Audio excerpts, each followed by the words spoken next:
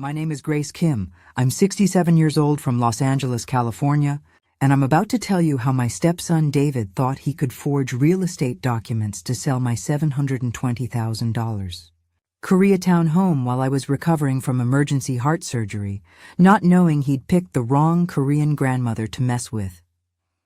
You see, I'd spent 24 years as a real estate paralegal for one of LA's most prestigious property law firms, specializing in real estate fraud and document forgery, which taught me exactly how property theft schemes work and how to destroy the criminals who steal from elderly homeowners. It started 8 months ago, when I was rushed to Cedars-Sinai Medical Center for emergency triple bypass surgery after suffering a massive heart attack during my morning walk. At 67, any heart surgery is frightening, but my doctors assured me the procedure was routine and my recovery prospects were excellent. David, my late husband James's son from his first marriage, had been living in my guest house for 3 years rent-free while claiming to get back on his feet after his divorce. During my hospitalization, he visited daily, always asking detailed questions about my estate planning and whether I'd updated my will recently. "Grace, Mom, you know I'm just worried about your security," David would say, using the respectful Korean term I'd taught him years ago. "If something happens during recovery, the family needs to know how to handle your affairs." David was 38 years old with a business degree but no stable career. He'd been jumping between failed ventures, a food truck business, a cryptocurrency trading scheme, and various consulting projects that never generated income. What I didn't realize was that he was drowning in debt and had been researching my property value for months. The shocking discovery came 3 weeks after my discharge, when Mrs. Chen, my elderly Korean neighbor, called with alarming news. "Grace Uni, there's a for sale sign in your front yard, and strangers have been touring your house with a real estate agent," she said. Using the Korean honorific for older sister, "David told the agent you were moving to assisted living and needed to sell quickly." My hands started trembling as I realized what David had done. He'd used my hospitalization as an opportunity to forge property documents and list my home for sale without my knowledge or consent. That afternoon, I called the listing agent, Marina Rodriguez at Century 21, who confirmed my worst fears. "Mrs. Kim, your stepson David provided power of attorney documents and medical statements indicating you were unable to manage your affairs due to your heart condition," Marina explained. "We've had the property listed for 2 weeks and have several serious offers." I immediately drove to my Koreatown home and found a sold sign in my front yard. David had not only listed my property without permission, he'd already accepted an offer and was scheduled to close escrow in 10 days. That evening, I confronted David in my kitchen, where he was packing my belongings into boxes. "David, what have you done to my house?" "Grace, Mom, I'm just helping you transition to a safer living situation. The doctor said you shouldn't be living alone after heart surgery, and this house is too much for you to maintain." "David, this is my house. I never authorized you to sell my property. The paperwork is all legitimate. You signed the documents in the hospital, remember? You were pretty confused from the medication." That's when I realized. David had exploited my post-surgery vulnerability to obtain fraudulent signatures on power of attorney documents that gave him authority to sell my $720,000 home and keep the proceeds. But David made one fatal mistake in his criminal scheme.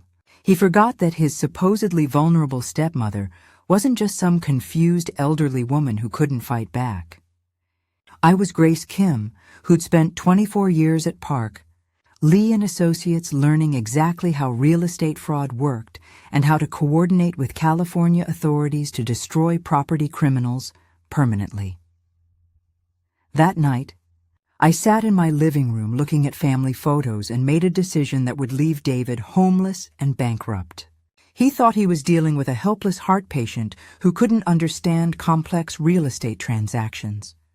Instead, He'd committed multiple felonies against someone who knew exactly how to use California property law to ensure criminals faced complete consequences for their theft. The legal war was about to begin, and only one of us was keeping my home. Before I tell you how I destroyed David's scheme and left him homeless, you need to understand what he was trying to steal from me and the lifetime of hard work that Koreatown property represented. Every dollar of equity David wanted to control was built through 24 years of legal expertise and decades of sacrifice that he'd watched me accumulate since marrying his father in 1995. I met James Kim in 1994 when I was working as a paralegal at Park Lee & Associates, one of Los Angeles's most respected Korean-American law firms. James was a widower with a 10-year-old son who needed stability and maternal guidance after losing his mother to cancer 2 years earlier. When James and I married in 1995, I became David's stepmother with the same devotion I would have shown my biological child. I helped him with homework, attended every school event, paid for his college tuition at UCLA, and supported him through his early career struggles with patience and financial assistance.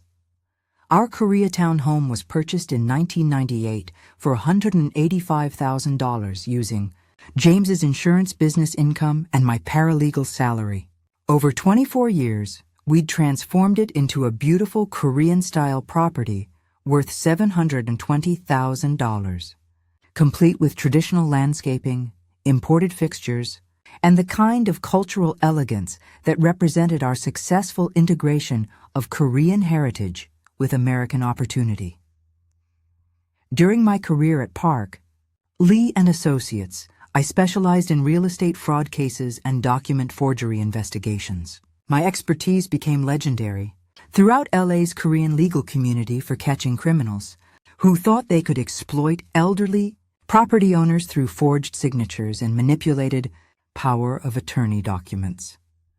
When James died of cancer in 2018, I inherited sole ownership of our home plus $285,000 in life insurance and retirement savings. Instead of downsizing or moving to a senior community, I maintained our property as a tribute to our marriage and a legacy for David's future. But my investment in David wasn't just financial. It was emotional support that had shaped his entire adult life. Over 23 years, I'd provided $125,000 in direct assistance, college tuition, car payments, business startup loans, debt consolidation, and emergency financial support during his various career failures. During family dinners, I'd often share stories from my paralegal career about real estate criminals I'd helped prosecute. Complex property fraud schemes involving elderly victims, forged power of attorney documents, and the severe legal consequences facing people who stole homes from vulnerable seniors. David. The worst cases we handled were family members who exploited elderly relatives' trust to steal valuable properties, I'd tell him during our weekly visits. California property law provides severe penalties for real estate fraud, and judges show no mercy to criminals who betray family trust. David would listen sympathetically and express shock at people who would steal from their own families, never revealing that he was taking detailed notes about property law vulnerabilities and power of attorney procedures that he could exploit to steal my home. The $720,000 property he was trying to steal wasn't just real estate. It was the culmination of 24 years of marriage to his father, professional success at one of LA's premier law firms, and the financial security James and I had built together through honest work and careful investment. My home represented the American dream realized by Korean immigrants who'd worked multiple jobs, saved every dollar, and invested wisely in Los Angeles real estate during the decades when Koreatown was developing into the cultural and economic center it became. But David's betrayal went beyond theft. He was destroying the family, legacy, and cultural heritage that James and I had spent decades building for his benefit. The power of attorney documents he'd forged weren't just legal fraud. They were an attack on the home where I'd raised him, supported his education, and provided the stability he'd needed after his mother's death. Most importantly, David was underestimating the legal expertise and professional network of his intended victim. He saw an elderly stepmother recovering from heart surgery and assumed I was too weak or confused to recognize sophisticated real estate fraud. What David didn't know was that Grace Kim had spent 24 years at Park Lee and Associates learning exactly how property theft worked, what evidence California prosecutors needed to secure convictions, and how to coordinate with law enforcement to build cases that sent real estate criminals to prison for decades. The knowledge he was betting against was about to become the expertise that saved my home and destroyed his freedom forever. He thought he'd found the perfect victim in his trusting stepmother. Instead, he'd chosen to commit real estate fraud against someone who'd spent her career learning exactly how to catch property criminals and ensure they faced maximum prosecution. What happened next would have impressed my former colleagues at Park Lee and Associates. I launched a comprehensive legal counterattack using 24 years of real estate law expertise to stop David's fraudulent sale just hours before the scheduled closing, while simultaneously building criminal cases that would send him to prison and leave him permanently homeless. The morning after discovering the sold sign, I contacted attorney Jennifer Park at Park Lee and Associates, the law firm where I'd spent my entire paralegal career learning exactly how to fight real estate fraud. Jennifer, this is Grace Kim, your retired senior paralegal. I need emergency legal assistance for real estate fraud, and I need it immediately because the fraudulent closing is scheduled for next week. Grace, our legendary fraud investigator, what kind of scheme are you dealing with? My stepson has forged power of attorney documents to sell my $720,000 Koreatown home without my authorization while I was recovering from heart surgery. I need to stop the closing and file criminal charges for real estate fraud. Within 6 hours, Jennifer had filed emergency injunctions in Los Angeles County Superior Court, requesting an immediate halt to the fraudulent sale and temporary restraining orders preventing any property transfers involving my home. Your Honor, Mr. David Kim used forged power of attorney documents to sell his elderly stepmother's property while she was hospitalized for emergency heart surgery, Jennifer argued during our emergency hearing. The evidence shows systematic real estate fraud and immediate risk of property theft from a vulnerable senior citizen, Judge Patricia Martinez granted our emergency relief with the moral authority that made California property law respected nationwide. This court finds clear and convincing evidence of real estate fraud involving a vulnerable elderly property owner.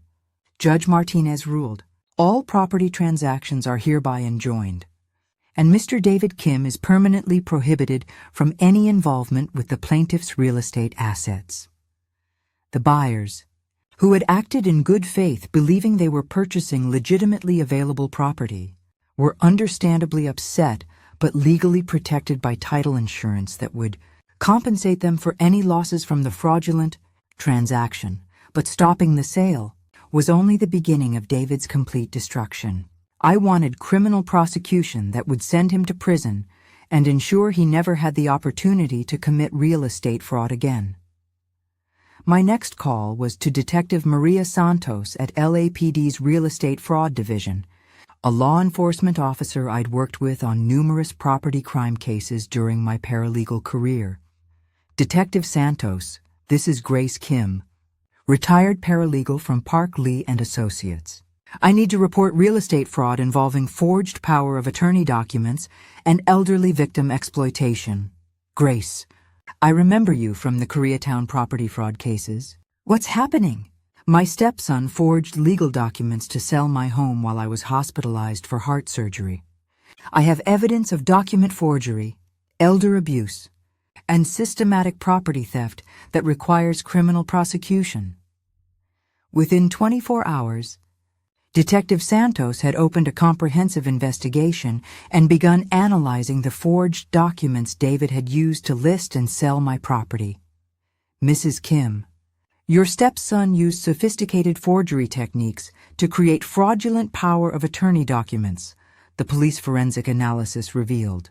The signatures were traced from legitimate medical forms, and the notarization was completely fabricated. But the most damaging evidence came from David's own computer and phone records, which contained detailed research about my property value, real estate procedures, and strategies for exploiting elderly homeowners through medical emergency scenarios. Your stepson had been planning this theft for months, Detective Santos reported. We found evidence that he'd been researching your property taxes, market value, and optimal timing for fraudulent sales when you'd be most vulnerable. The criminal charges were devastating: real estate fraud, elder abuse, document forgery, conspiracy to commit grand theft, and wire fraud. David was facing 15 to 25 years in California state prison, but I wanted more than criminal justice. I wanted David to experience the same homelessness and financial devastation he'd tried to inflict on me the day before David's scheduled moving day, when he'd planned to collect the proceeds from selling my home and leave me homeless. I had sheriff's deputies serve him with eviction notices from my guest house property. David Kim, you're being evicted immediately for criminal activity on the premises, the deputies announced. You have 2 hours to collect personal belongings and vacate the property permanently. David's face went white as he realized his entire scheme had collapsed, and he was now the one facing homelessness. The stepmother he'd tried to make homeless was using California law to ensure he experienced exactly what he'd planned for me. Grace, Mom, you can't do this to me. Where am I supposed to go? David, you should have considered housing arrangements before you tried to steal my home and leave me on the street. I replied with the professional precision that had guided my 24-year legal career. David thought he could exploit my heart surgery recovery to steal my life's work. Instead, he learned that some stepmothers spent their careers learning exactly how to use California property law to destroy real estate criminals permanently.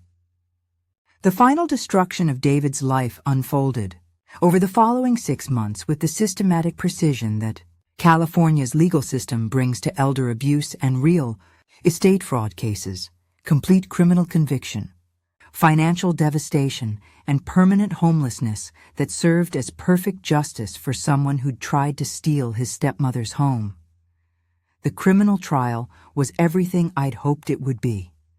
The Los Angeles County District Attorney charged David with multiple felonies: real estate fraud, elder abuse, grand theft, conspiracy, document forgery, and wire fraud related to his systematic attempt to steal my $720,000 property. Your Honor, the defendant exploited his elderly stepmother's medical emergency to forge legal documents and steal her home, Prosecutor Jennifer Martinez stated during opening arguments. This represents one of the most callous examples of elder abuse and family betrayal we've prosecuted.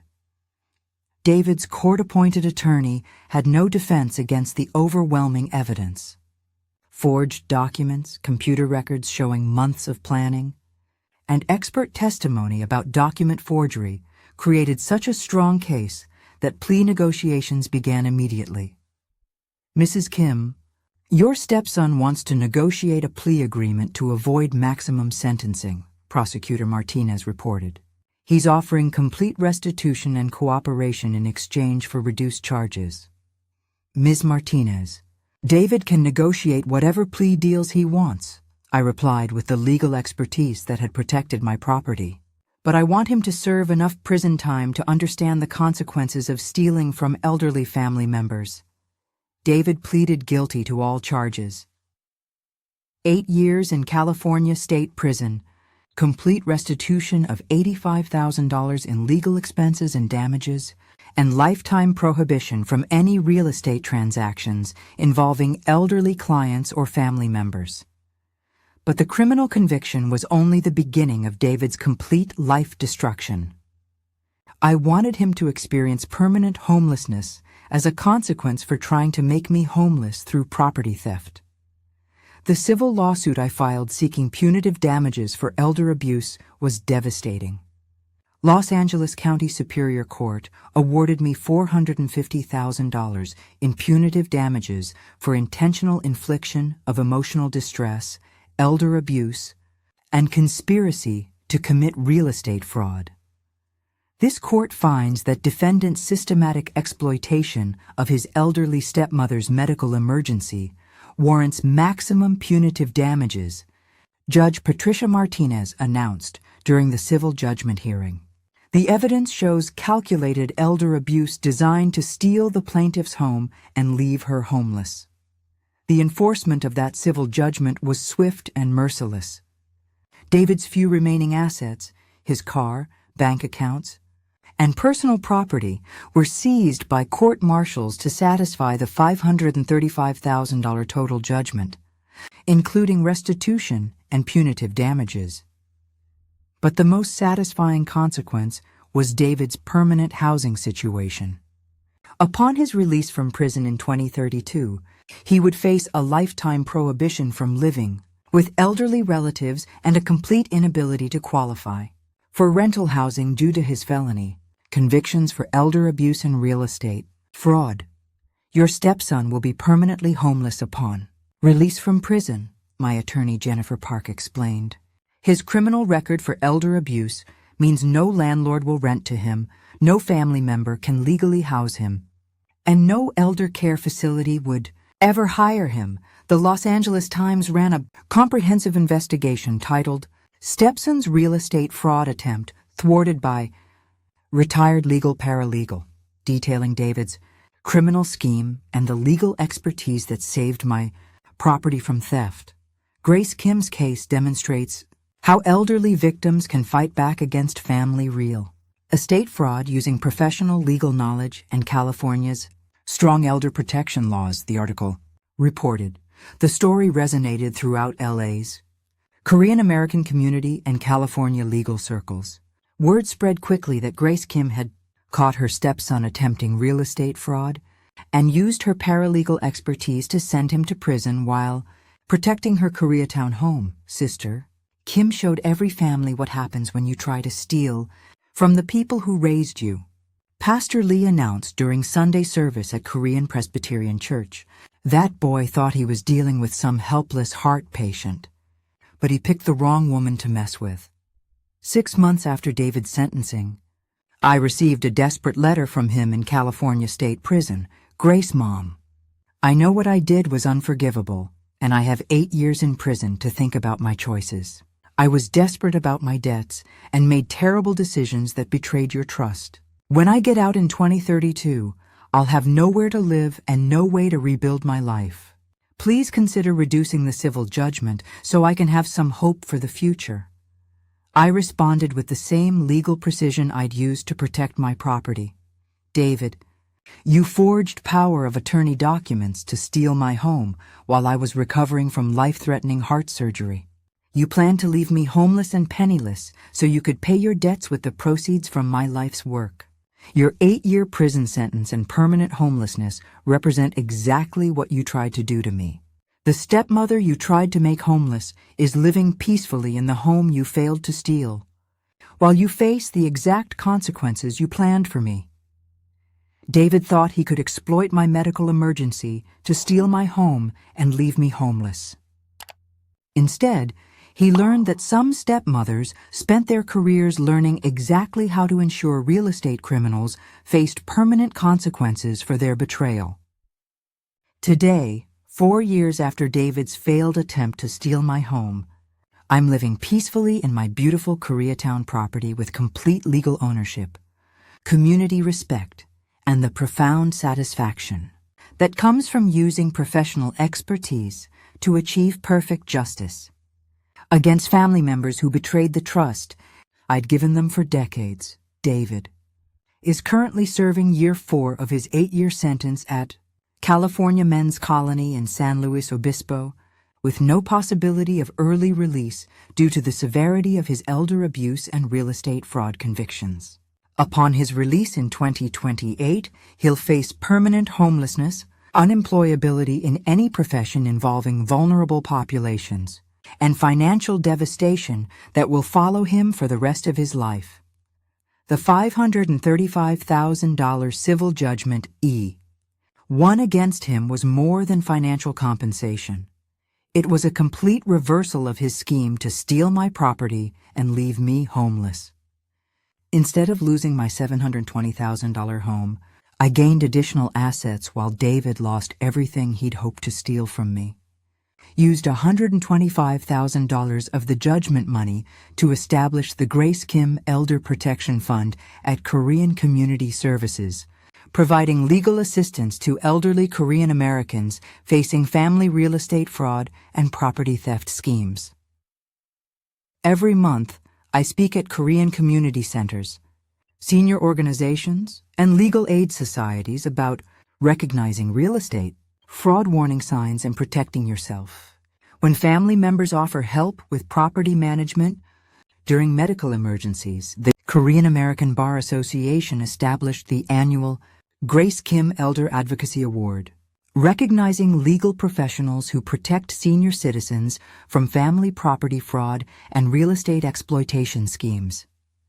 My Koreatown home has never felt more secure or meaningful. Every morning, I sit in my traditional Korean garden reading the Korea Times and knowing that I successfully protected the legacy James and I built together, from the stepson who tried to destroy both our memory and my independence. The house that David tried to steal through forged documents is now permanently protected by legal trusts that ensure it will benefit legitimate Korean American community organizations rather than family members who might attempt future theft schemes. 6 months ago, I received David's final plea from prison. Grace Mom, I've served 4 years and have 4 more years to think about what I did to you. The other inmates call me the stepson who tried to steal his mother's house, and I face that shame every day. When I get out in 2028, I'll be 46 years old with no home, no job prospects, and no family support. I understand you hate me for what I attempted, but is there any possibility of forgiveness so I can rebuild some kind of life? I responded with the wisdom earned through 24 years of protecting people from real estate criminals. David, you forged power of attorney documents to steal my home while I was recovering from emergency heart surgery that could have killed me. Your plan was to leave me homeless and penniless so you could use my $720,000 in equity to pay your gambling debts and fund your comfortable lifestyle. Your permanent homelessness isn't punishment. It's protection for every other elderly person you might target in the future. The legal system worked exactly as it should, ensuring that criminals who exploit vulnerable family members face consequences that prevent them from hurting other seniors. The stepmother you tried to make homeless is using her protected home and the money you'll never possess to help other elderly Korean Americans defend themselves from family members who would commit the same crimes you attempted against me. Your 8-year sentence gave you time to understand that when you betray family trust for money, you lose everything worth having. Your permanent homelessness ensures you'll never forget that lesson. Today, I'm 71 years old, living independently in my secured Koreatown home with complete control over my $720,000 in protected assets, plus the additional $535,000 David will spend his lifetime paying me for his failed betrayal attempt. People sometimes ask if I feel guilty about sending my stepson to prison and ensuring his permanent homelessness over one attempt at property theft. But I sleep peacefully every night in the bedroom James and I shared, knowing I caught a dangerous criminal and taught him the most important lesson of his life. When you steal from the family members who sacrificed everything for your success, you lose everything worth having. David thought he could exploit my heart surgery to justify stealing my home and leaving me on the street. Instead, he learned that some stepmothers spent their careers learning exactly how to use California property law and elder protection laws to ensure real estate criminals faced complete consequences for their betrayal. The last thing I want to say is this. Protect your property documents. Never sign anything during medical recovery without independent legal review. And remember that California law provides powerful protection for seniors who fight back against family real estate fraud. When stepchildren become criminals, justice isn't personal. It's exactly what our legal system was designed to deliver. Because when people use family relationships to steal homes that represent generations of honest work and sacrifice, the only response is to use that same legal expertise to make sure they spend their lives homeless and imprisoned where they can't hurt anyone else's family legacy. Thank you for listening to today's story from Granny Story Corner. Life teaches us lessons in the most unexpected ways, doesn't it? If this story touched your heart, please subscribe for more real-life tales that remind us of our shared humanity. Until next time, may your own story be filled with wisdom and love.